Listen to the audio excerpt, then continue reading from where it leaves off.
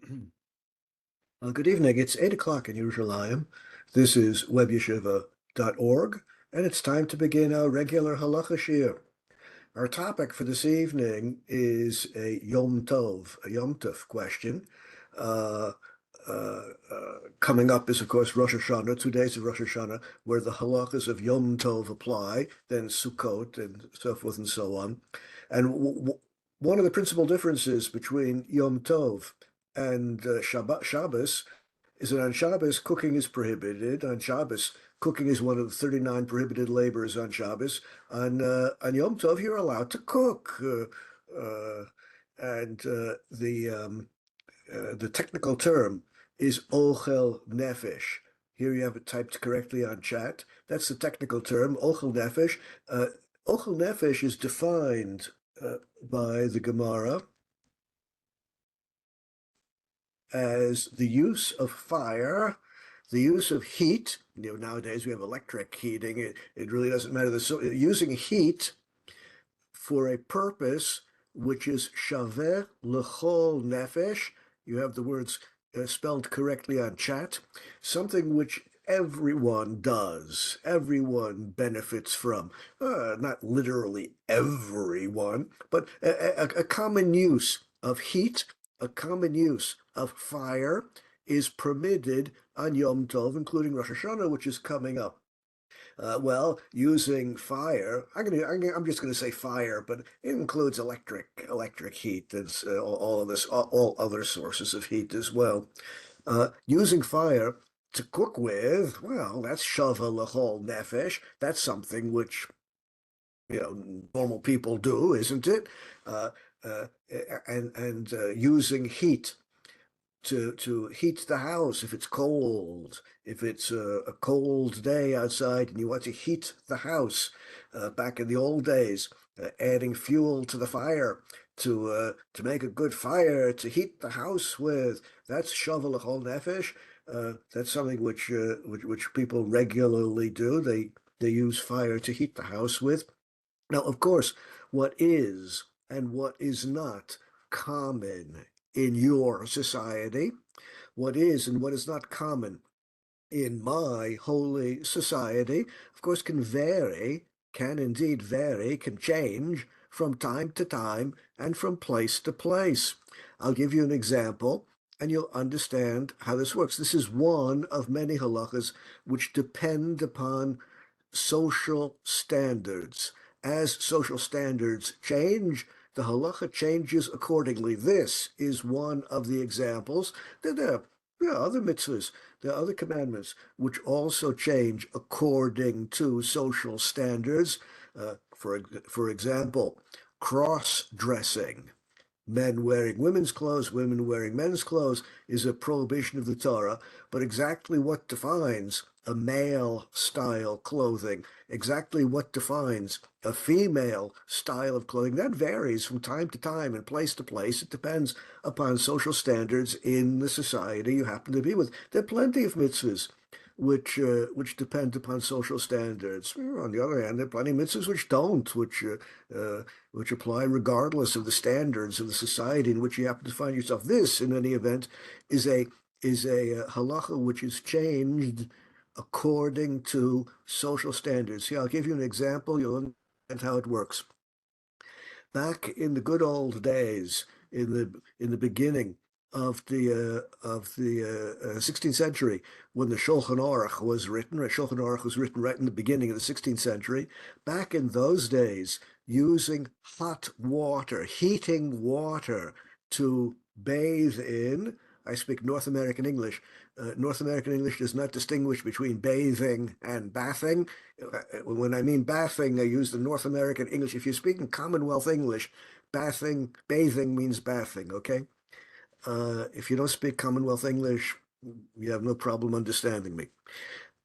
Back in those days, people did not use heat. People did not use fire. That was their heat in those days, to heat water to bathe the body in. And therefore, the Shulchan Aruch says, you're not allowed to do that. It's not shavel l'chol nefesh. If you want heat water to wash your body with, no, you're not allowed to. Shulchan Aruch says on Yom Tov.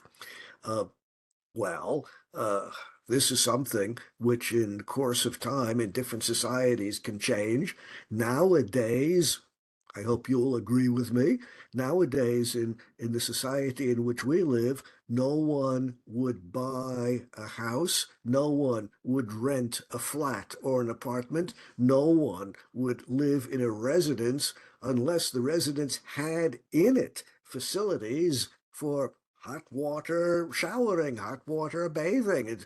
Nowadays, it's not only common, nowadays it is as close to universal as one can imagine.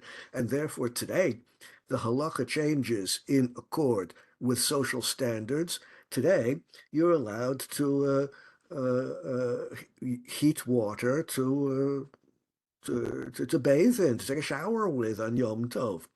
Um, well, uh, uh, still, it is prohibited to create a new fire, to strike a match. Making a new fire is prohibited on Shabbos. When we're talking about using fire to cook with, we're talking about a fire that already existed before Yom Tov. The gas cooker was already turned on before Yom Tov. The flame is already there.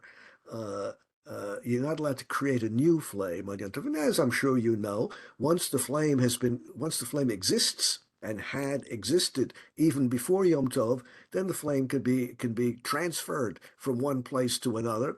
You have the gas flame, like in the picture on the screen, burning on the cooker, burning on the stove. Well, you can take an unlit candle, stick the end of the unlit candle in the flame. Now you transfer the flame to the candle. That's entirely permitted. You're not creating a new flame. You're just transferring the flame you already have. Stick the end of a match in the flame on the cooker. The match bursts into fire. Move it over to the candle, light the candle. That's entirely permitted. You're not creating a new flame. But you're not allowed to extinguish fire on Yom Tov. You're allowed to use it for a purpose, which is shovel chol nefesh, which is common in your society, but that does not permit extinguishing a fire. Well, aside from life-threatening situations, of course, you do what you have to do. If people's lives might be in danger, if there's just a possibility that people's lives are in danger, then of course you do what you have to do. But to extinguish the match, to blow it out, nah, prohibited. To switch the gas flame off, no, prohibited. Okay, so we have the basic idea. The fire has to be lit on the cooker, on the stove before Yom Tov, and you're not allowed to switch it off, not allowed to extinguish it. Now, the only remaining question is increasing the flame, to increase the flame, turning the knob the other direction to decrease the flame. And now we're focusing the attention entirely on gas flames. Electric cookers, oh, that's all very, very different. And in today's shiur, we're not going to talk about adjusting electrical currents, adjusting the heat on electrical cookers. We're not going to talk about that today. That's a subject for a whole different series of shiurim. Suffice it to say that there are no poskim today who permit adjusting um, electric cookers. You can switch them on before Yom Tov, cook on them, but you can't adjust by increasing or decreasing the heat. Gas, on the other hand, can be adjusted, and now we're going to see what the poskim have to say about that. Well, why? Oh, here we are. I want to begin with Igros Moshe. Igros Moshe was originally from one of these little villages in Russia, in Eastern Europe, one of these places where only people who come from there can pronounce the name of the village correctly. But when he came to New York, this is before World War II, when he came to New York, he and his wife, he and his family had children already, encountered American gas cookers, American gas stoves. And let's see what he has to say.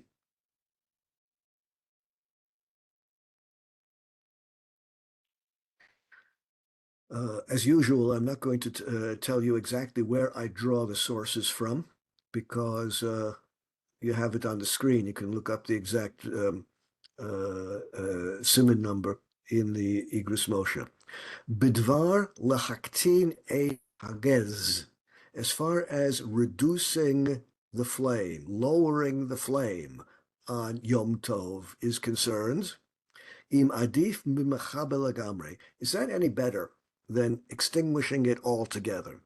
Extinguishing the flame altogether, switching it off, is clearly prohibited. That's not for the purpose of cooking. What about just lowering the flame? Are you allowed to do that? Eini ro'eh bazeh tam sheyihye adif divahaktana ukam kein mechaber. It seems to me that in concept, there's no difference between lowering the flame and extinguishing it. Now, this might sound strange to you that there's no difference in concept, but look at it from the point of view of the great posek. Look at it from the Talmudic point of view. If you have an oil lamp burning, an oil lamp, olive oil, I don't care what kind of oil it is, with a wick in it, you have a flame. Well, everyone knows it has to be lit before Yom Tov, or you can transfer fire to it on Yom Tov, but you cannot create a new fire. Now, on Shabbat, on Shabbos, adding fuel, adding oil to the oil lamp is a Torah prohibition because you're increasing the flame. On Shabbos, on Shabbat, taking some fuel out of the lamp is a Torah violation of Shabbos because taking some fuel out is reducing the flame. On Shabbos, reducing the flame by taking some fuel away or extinguishing, blowing out the flame is in concept the same thing. And therefore, Reb Moshe says, Hu Hadin b'Yom Tov, the same idea applies. On Yom Tov, in concept, there's no difference between reducing the flame and extinguishing it altogether. Yesh etzli chidush gadol, and I have a new idea, a big new idea regarding this issue, regarding the question of reducing the flame, lowering the flame. I have a chidush gadol, a new idea, which is great, a great new idea. ואיני רוצה לכתוב זה בכתב. But I don't want to tell you about it. I don't want to write it down. I want to suppress it. I want to keep it a secret. Well, now for me, when I read something like this is tantalizing. Oh, the Reb Moshe has some great new idea about the permissibility of reducing a gas flame on Shabbos, but he's not going to tell me about it. Well, that's tantalizing. That's a challenge. Now I have to try to figure out, I have to try to find out what it is that he's refraining from telling me, what it is he's trying to keep a secret from me. I cannot resist a temptation like that.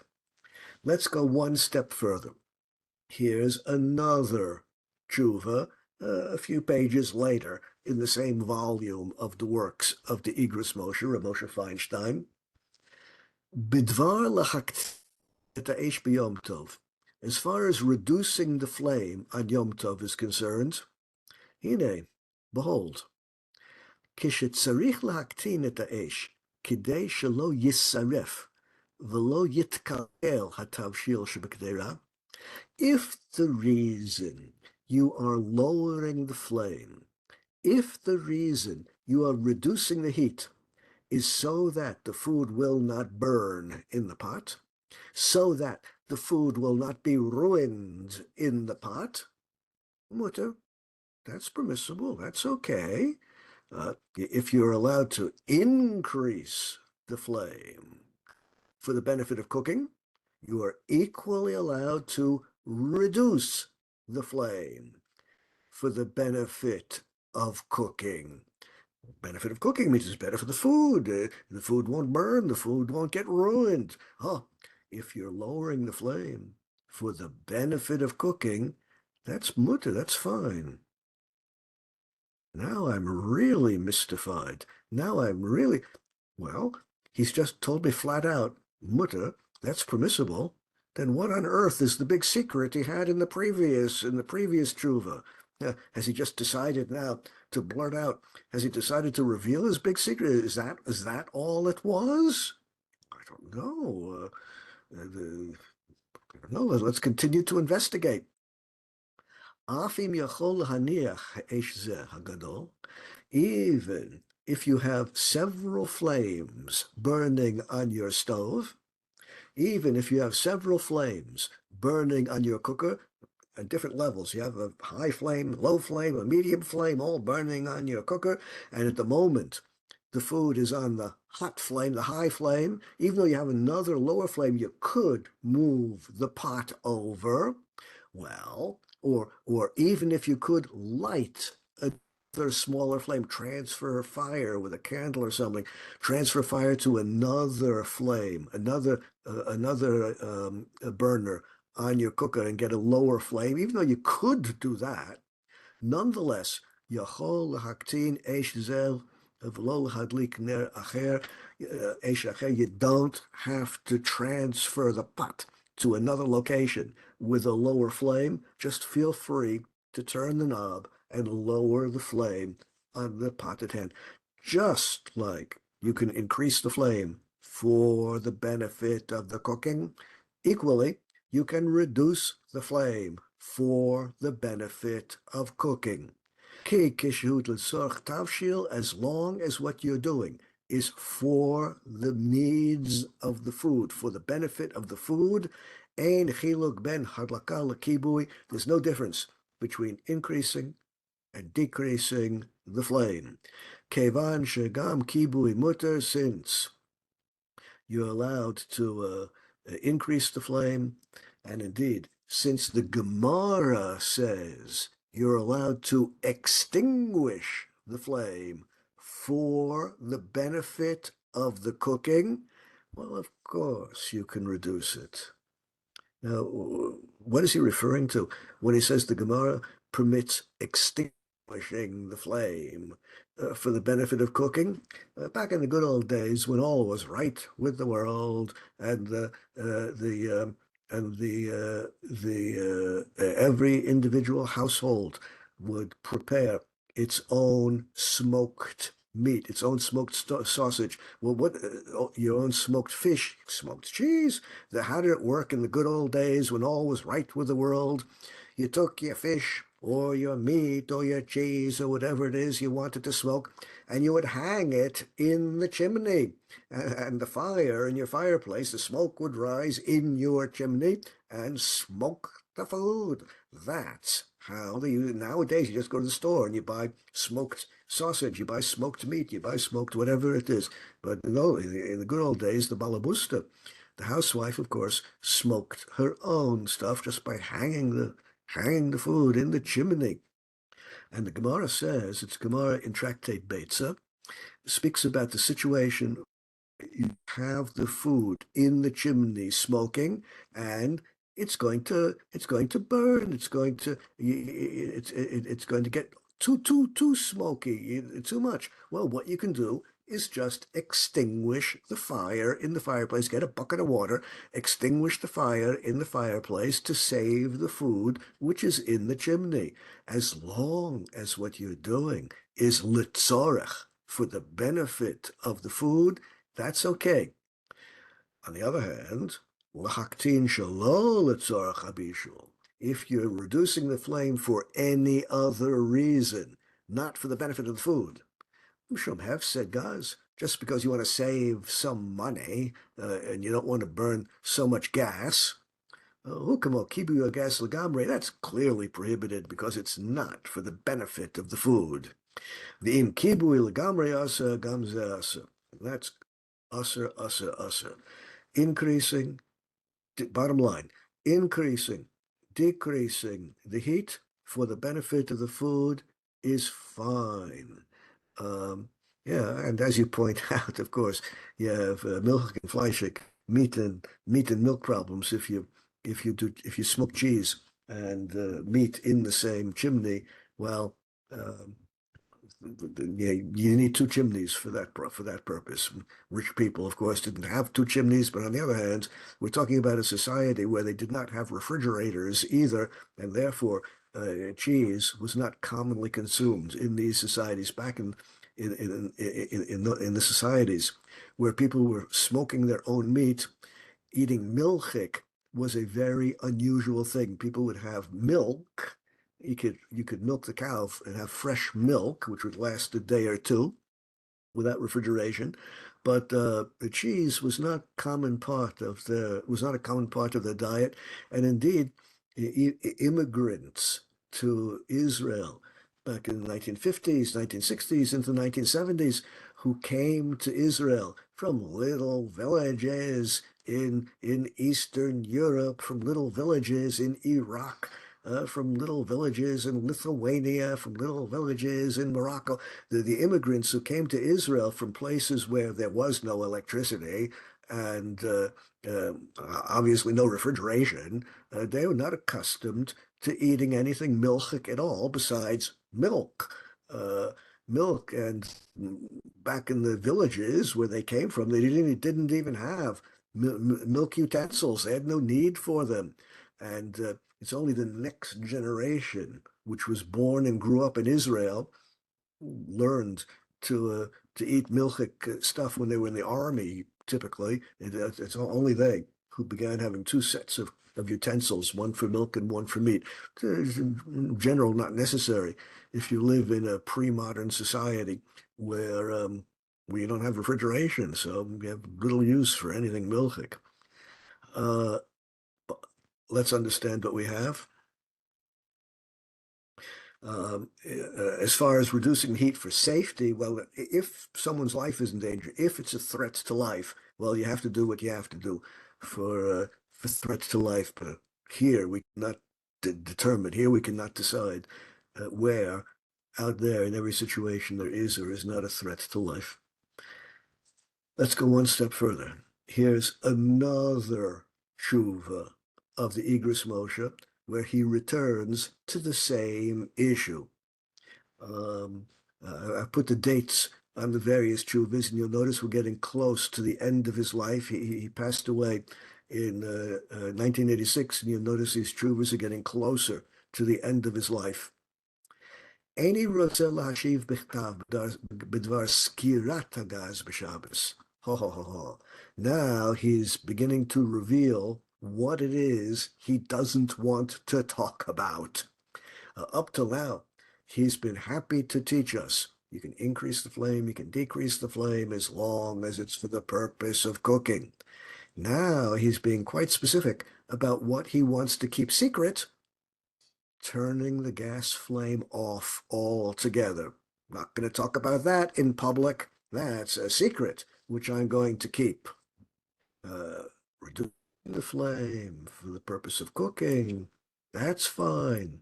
As pashut, shemuta, kibisud well, of course, anything for the purpose of cooking. So, but switching the flame off altogether, that's not for the purpose of cooking.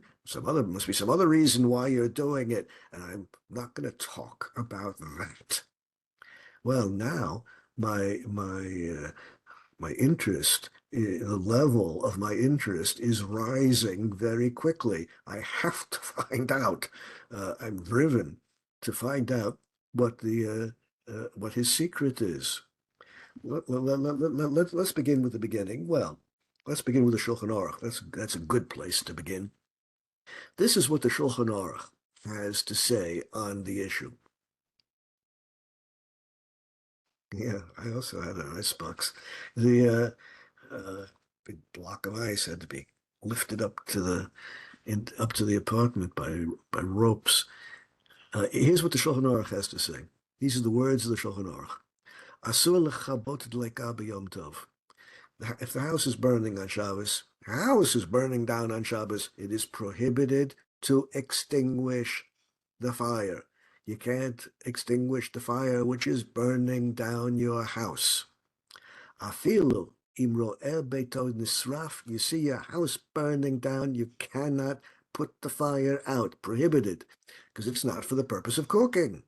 Unless, of course, someone's life is in danger. Someone is stuck in the building, or maybe there are neighboring buildings next door that might catch fire and people might die. If people might die, then of course you have to do what you have to do.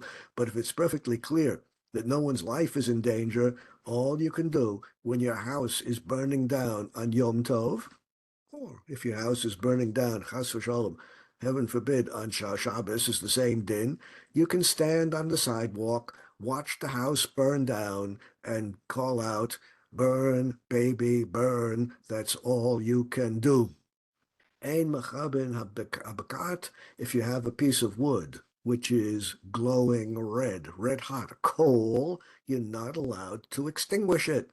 Afilu kedei shelo yit ashen abayit, even if you're afraid that smoke is going to fill your house, you have wood, which is just not a nice flame, which is producing very little smoke, but it's just turned into basically coals, which are smoking a lot, and you're afraid your house is going to get filled with smoke. No, that does not justify extinguishing the fire.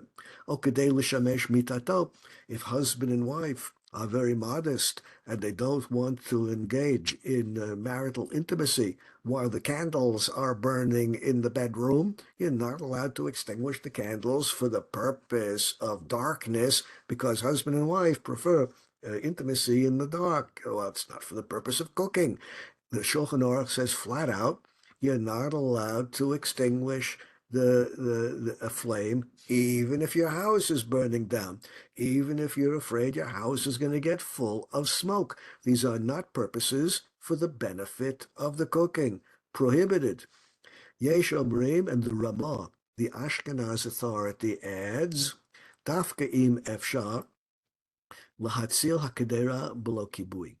If the only way to save the food from burning is to turn off the flame, extinguish the fire, like the meat which is smoking in the chimney, if the only way to save it is by pouring a bucket of water in the fireplace and extinguishing the fire, after all, you can't even get up there to take the food out while the fireplace is burning. If the only way to save the food is to extinguish the fire, that's okay. But that's for the benefit of the food. The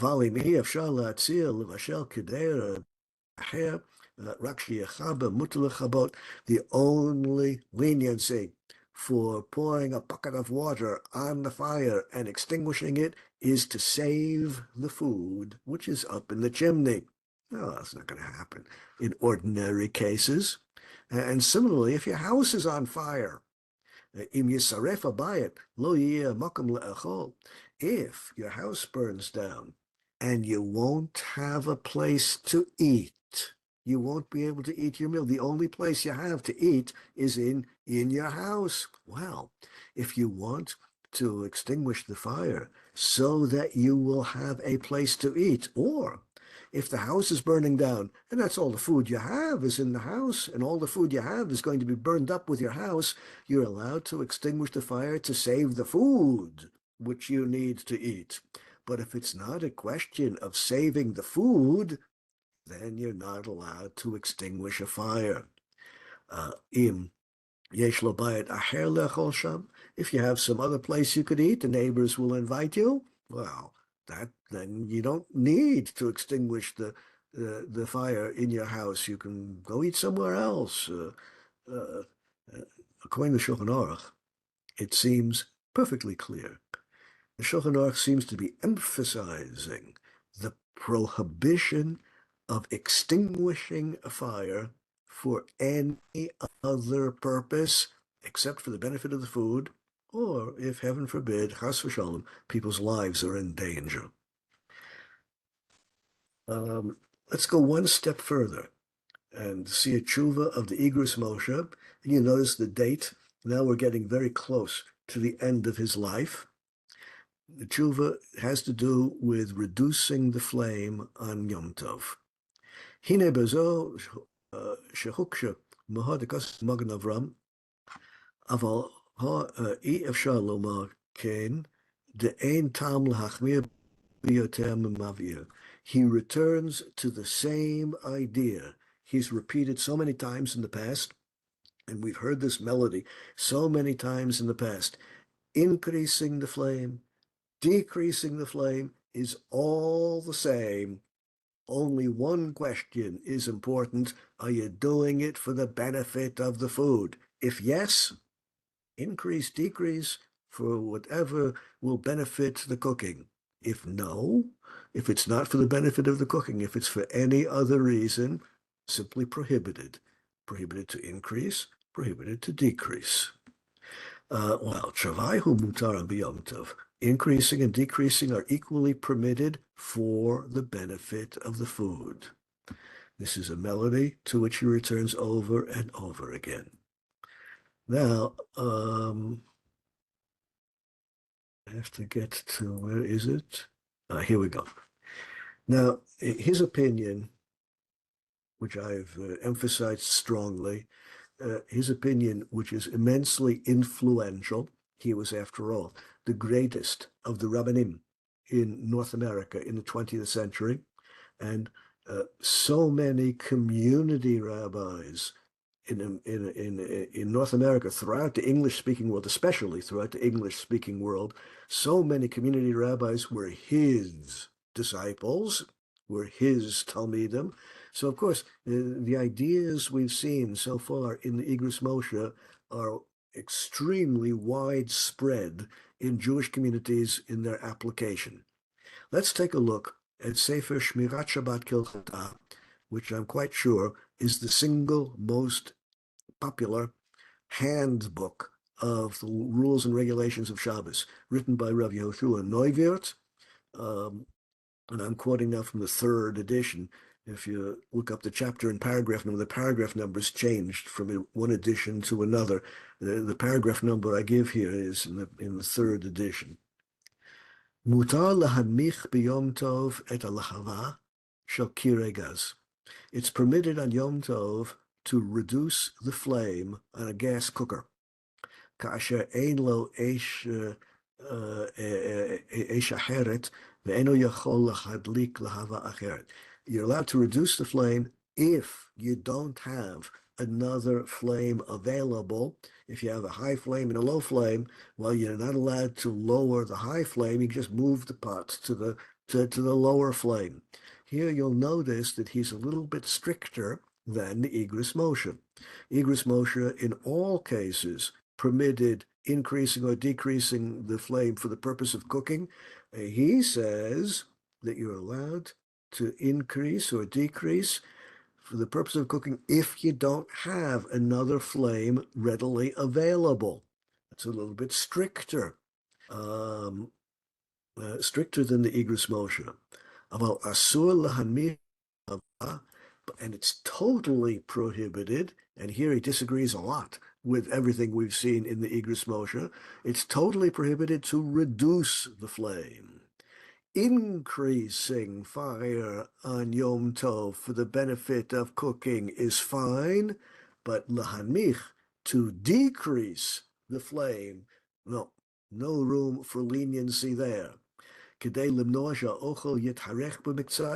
you're afraid that the food is going to burn, or if you're afraid that the pot is going to turn all black on the bottom because of soot, if that's what you're afraid about, just take the pot away from the heat. You don't have to reduce it. All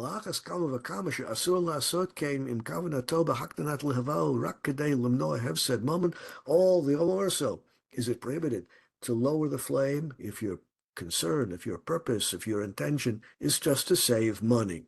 Oh, in two ways, he is stricter than the Igros Moshe. And I cannot overemphasize the influence of this book. This is surely the single most popular, single most influential handbook of Hilchos Shabbos.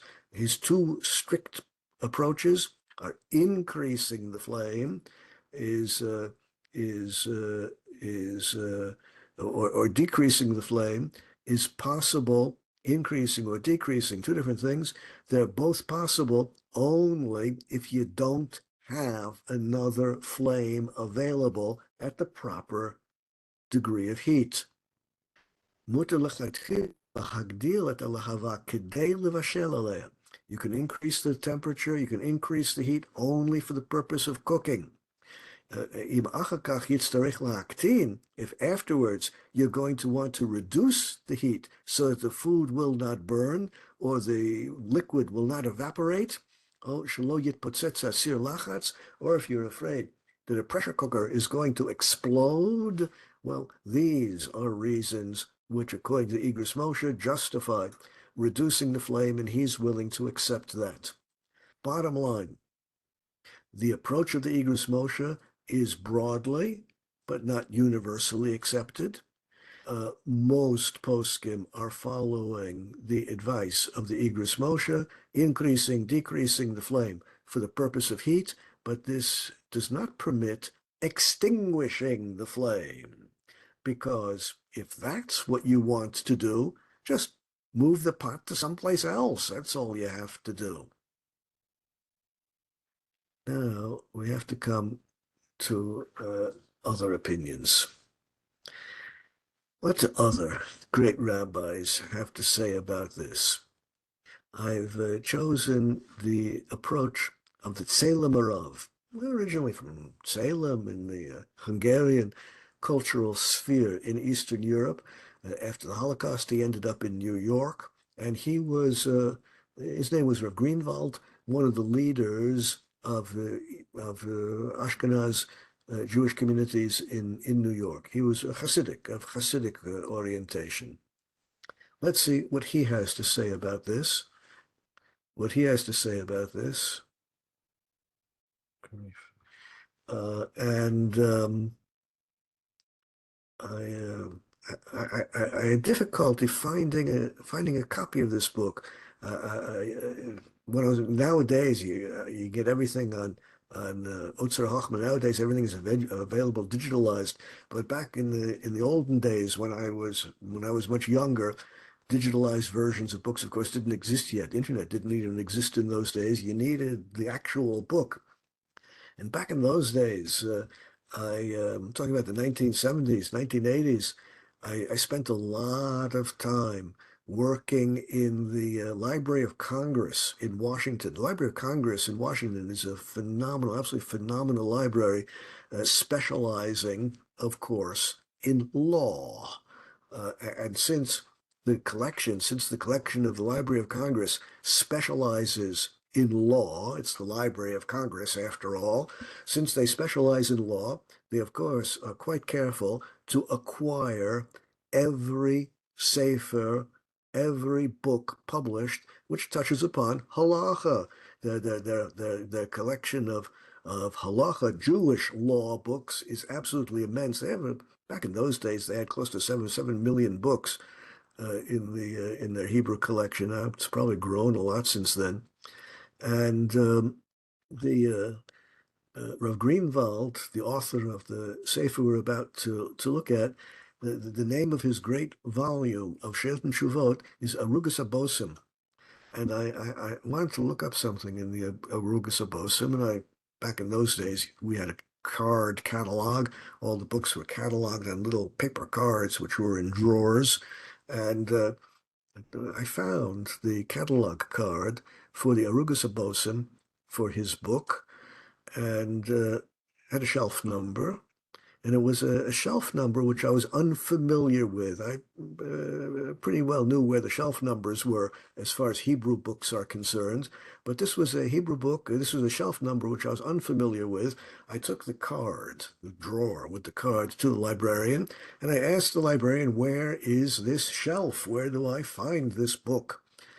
And the librarian looks and says, "Oh, well, you just go 2 flights down into the sub-basement number 2, take the hallway on the right to the annex, take the stairs up to the second floor, and on the left side you'll find shelves with these numbers." I follow her instructions, and indeed I find the shelf number, and the cataloger has cataloged this book and placed it in the section of the library dealing with agriculture. The name of the book is Arugas Abosim, the furrow of spices. The cataloger, who I guess didn't know Hebrew very well, looked up the words in the dictionary and saw that the title of the book is The Furrow of Spices, and without further ado, assumed the book had to do with agriculture and put it on the agriculture shelf. Well, at least it was in the card catalog, and I could.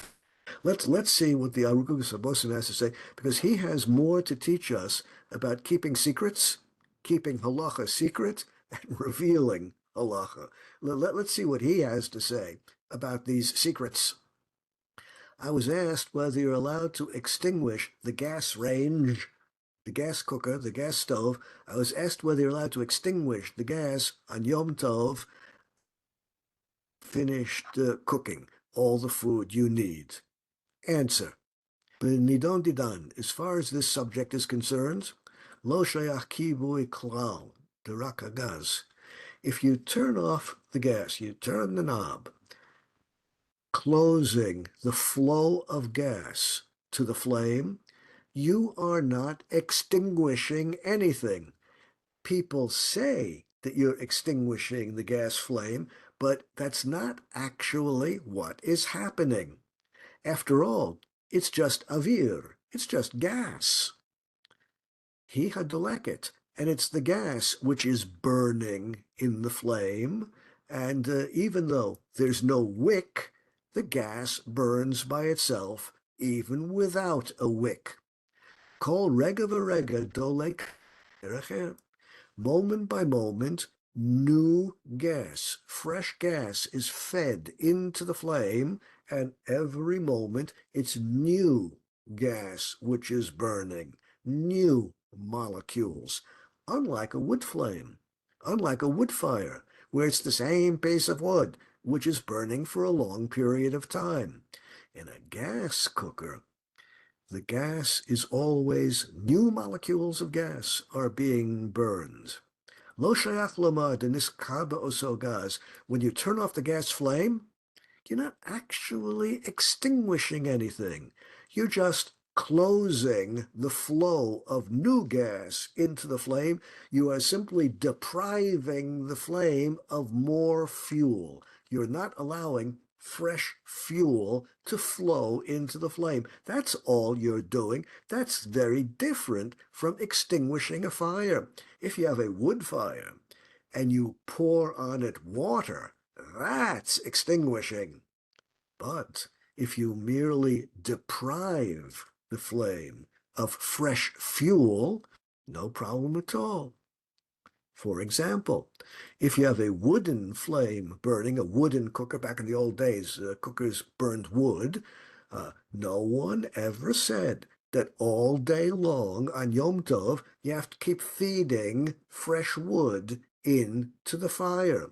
If you want to, fine, go ahead on Yom Tov. Continue feeding fresh wood into the fire, whether it's for heating the house or for cooking with. Feed fresh wood into the fire as long as you want on Yom Tov. That's fine. But no one said you have to do that. If you deprive the fire of fresh fuel, you're not extinguishing anything. Extinguishing is by pouring a bucket of water on it. Oh, the gas which has already come out of the tube, the gas which is already flown out, is burned. Nothing is left of that, and you're just not allowing fresh gas to flow into the flame. Well, the Salem Arav, one of the strictest of the poskim in the 20th century, has no problem at all in simply switching off the gas when you're done cooking on Yom Tov. You don't need to do it for the purpose of cooking. It doesn't matter why you're doing it, because you're not extinguishing anything. There's a difference in concept between extinguishing a flame, pouring a bucket of water on it, and depriving a flame of fresh fuel, extinguishing prohibited, depriving of fresh fuel, blocking fresh fuel from flowing to the fire is entirely permissible.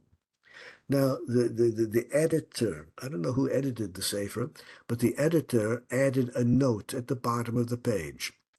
The editor added the following note on the bottom of the page. Midivrei Maran, it seems that the words of our great teacher, and let me point out that this note was added after that Salem Arav died. The book was published after he died. It was his children, it was the family, which published the book after he died. There, the editor, I suppose it's one of his children, I really don't know, added the following note. Our teacher, the Salem Arav, who wrote this book, seems quite clear that he permits switching off the gas flame altogether on Yom Tov. Lo shamanu shahora ken lemaisa, but we don't actually know of any examples of him telling people about this. This is in his Sefer, and we are publishing the Sefer the way he wrote it, but we don't remember him actually telling people that it's okay to turn off the gas flame. Maybe he did, maybe he didn't say this in public, but we don't remember him ever saying this in a public way. He probably refrained from ever speaking about this in public because it's a surprising opinion, and he didn't want people to think that he is surprising. Ubidvar haktana, as far as reducing the flame is concerned, as far as that is concerned, all the great rabbis in the generation disagreed with him. Although reducing the flame is okay for the purpose of cooking, many great rabbis argue against this leniency and hold that you can only increase and not decrease the flame on Yom Tov. And indeed, there are community rabbis who are instructing their flock that on Yom Tov it's okay to increase the flame for cooking, but not decrease it. Even though we know definitively that our great teacher never changed his mind until the day he died, even though we know that, Kain Shamati Mapi Kocho, he told us this shortly before he died, that he did not change his opinion, that he holds to this idea entirely, that switching off the gas flame is permitted. Nonetheless, he told us to announce in the Beis Midrash, in public, he told us to announce that since the majority of rabbis prohibit turning off the gas flame altogether, he's not going to disagree with them in public, and he's going to remain silent. I have no reason to doubt the veracity of the editor's note. Assuming that he's got the story correct, and there's no reason to doubt that Salem Arav had a secret position, a secret opinion. He really believed to the day he died that it's entirely permissible to turn off the gas flame on Yom Tov, but he suppressed his opinion and didn't tell anyone about it for two reasons. Reason number one, it's a surprising opinion, and he did not want to appear weird, bizarre, or surprising in a public way. And number two, most of the other Rabbanim simply disagreed with him and held it as truly prohibited, and he did not want to put himself in a position of arguing with the majority of Rabbanim. He did not change his mind. He held firm to his opinion, but he suppressed his opinion and did not express it in public. Now, I'm beginning to think that I have an now I'm beginning to think that I have an understanding of Rav Moshe Feinstein's position, the great secret that he did not want to reveal. Let's take a look at the Ber Moshe. Ber Moshe was Rav Moshe Stern from the town. He was the Rav of Debrecen. Debrecen is the second largest town in Hungary today. He was the Rav of Debrecen before the Holocaust. He also ended up in New York after the Holocaust. She'ela, This is the question that he was asked. Talmid Muvhak shel Hagon Rav Moshe Feinstein He'ir Lefanai.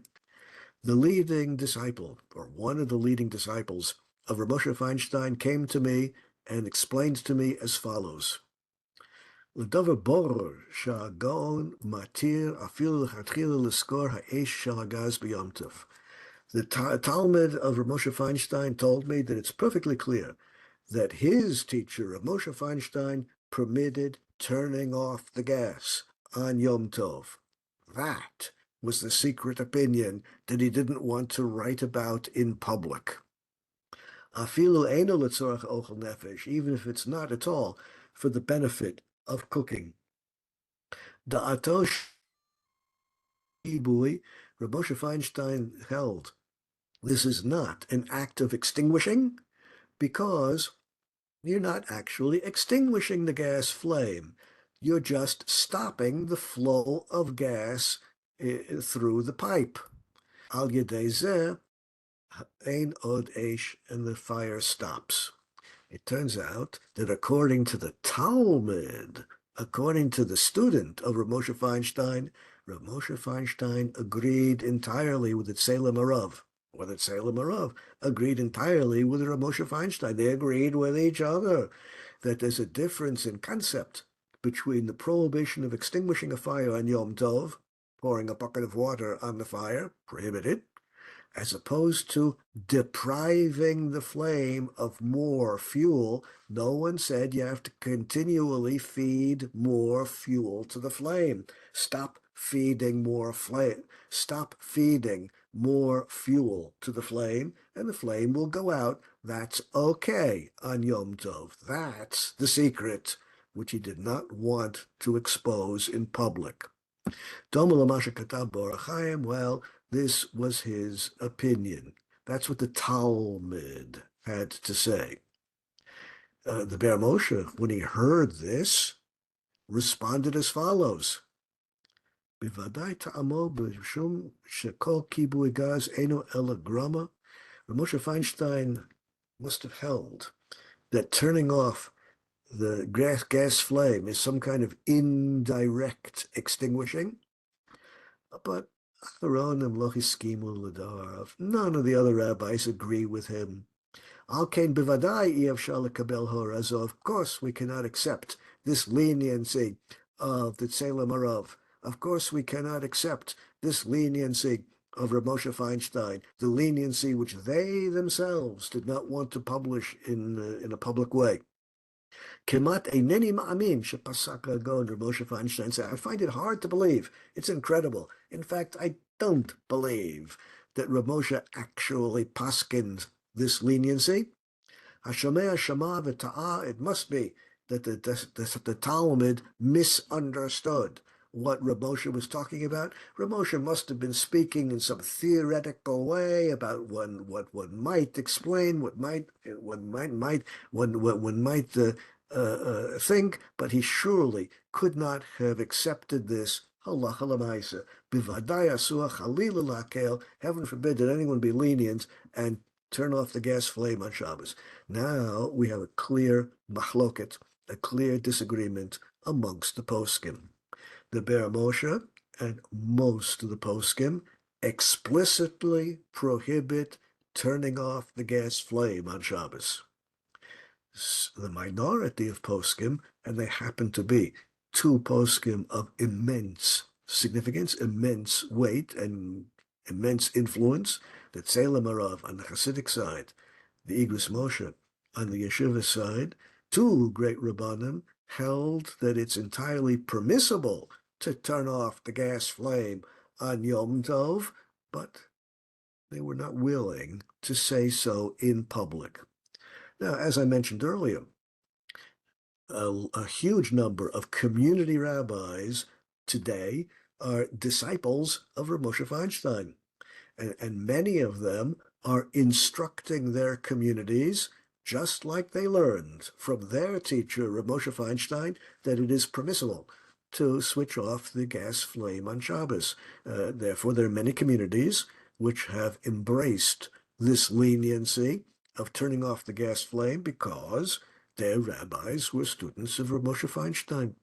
And not surprisingly, there are many other communities where the rabbis are on the other side of this issue.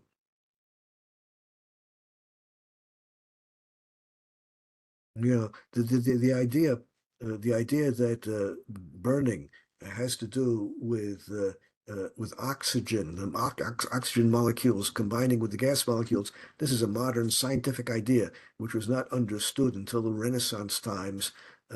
Halachically speaking, the oxygen has nothing to do with the burning. That's something which is not perceptible to the eyes. That's not what it looks like, and halacha depends upon what appears to ordinary vision, what is revealed only on the basis of scientific investigation, true though it may be, is of no halachic significance.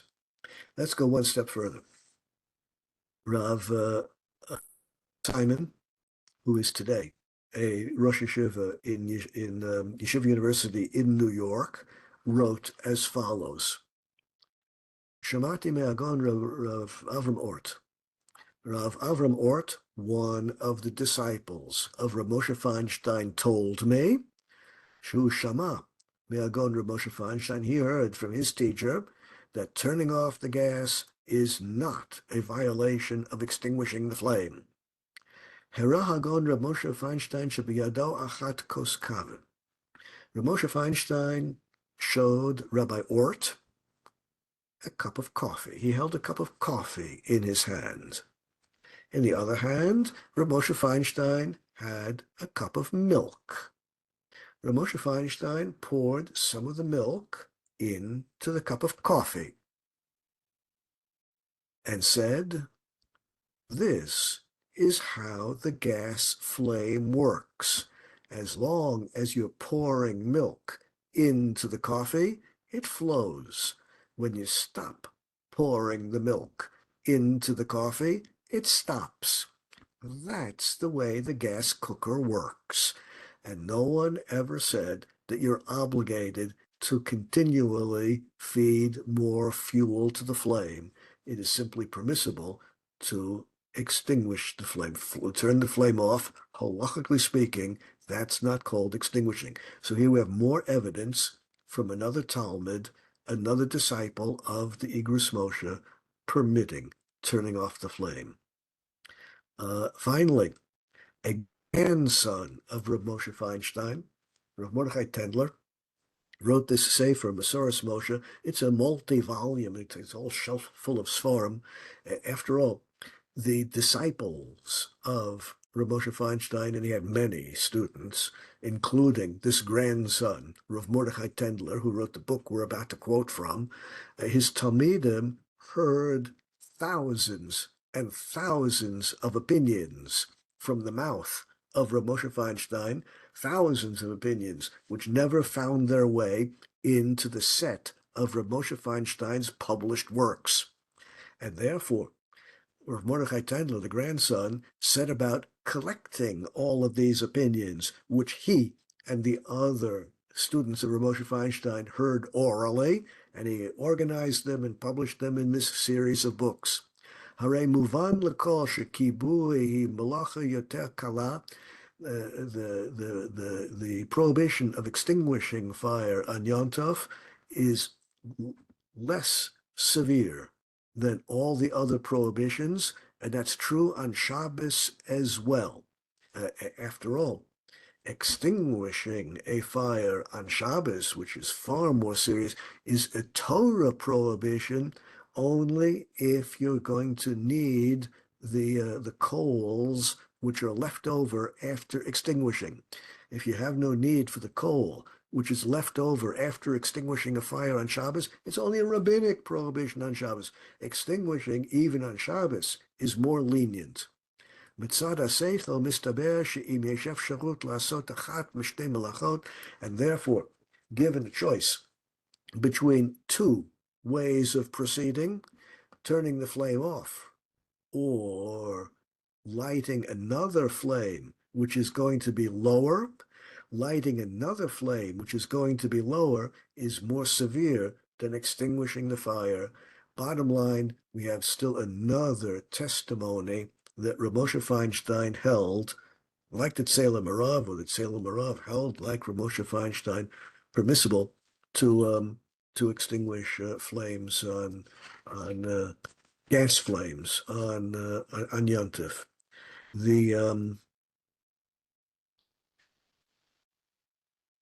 With this, I'm going to pause.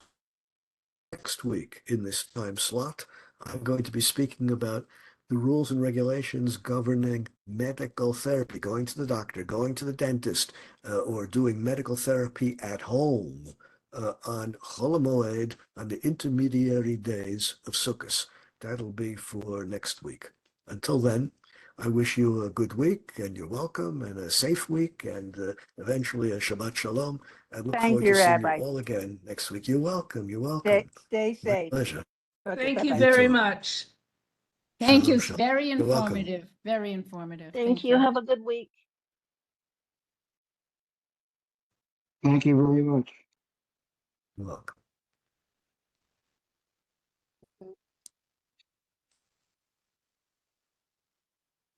you.